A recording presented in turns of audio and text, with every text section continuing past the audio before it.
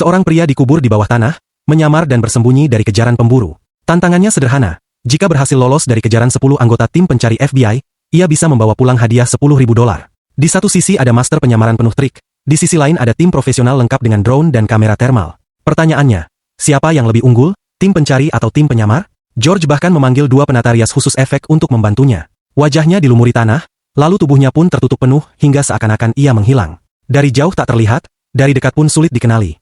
Hanya saja napasnya jadi sesak karena dada tertindih tanah. Untuk menyamarkan, penata rias menancapkan rumput di atas, membuatnya tampak alami. George pun berbaring tanpa bergerak, seolah telah menyatu dengan tanah. Sementara itu, Michael merasa tepi sungai jauh lebih aman. Ia meniru gaya berang-berang, membangun rumah kecil dari kayu dan ranting yang ia tancapkan rapat ke tiang. Tak ada celah sedikit pun.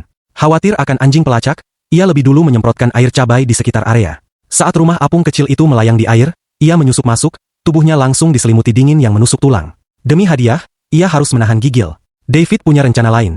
Ia membuat cerobong asap kecil, terhubung ke rumah yang ia bangun, dengan pintu masuk tersembunyi di bawah. Triknya sederhana, jika kakinya tidak menyentuh tanah, orang luar tak akan melihatnya. Cerobong pun ditempatkan di titik paling tak mencolok, berharap bisa mengecoh tim pencari. Ketiganya bersembunyi rapat. Tak lama, 10 pemburu tiba di lokasi. Mereka hanya punya 1 jam untuk menemukan target. Naluri pertama, periksa rumah. Namun setelah membongkar lemari dan mengobrak-abrik isi ruangan, hasilnya nihil. Kapten akhirnya memutuskan untuk memecah tim. Mereka melewati cerobong David tanpa menoleh sama sekali, nyaris saja. Di sisi lain, tim yang dipimpin Kapten naik ke bukit. Tanah penuh jejak kaki dan ranting patah. Firasatnya kuat, ada yang bersembunyi di sini. Mereka mulai menyisir, hingga tak sadar sudah berada tepat di atas lubang tempat George terkubur. Kapten hanya menyentuh bebatuan dan ranting kering, tanpa menyangka seseorang berbaring diam di bawah kakinya. Sementara itu, Michael merasa aman karena tak mendengar suara. Tapi rupanya bisikannya sampai ke telinga pemburu. Salah satu dari mereka curiga, lalu meminta Kapten mengintai lewat drone. Dari atas terlihat aneh, ranting kering di mana-mana, hanya satu area yang masih hijau, bahkan bergerak saat disentuh.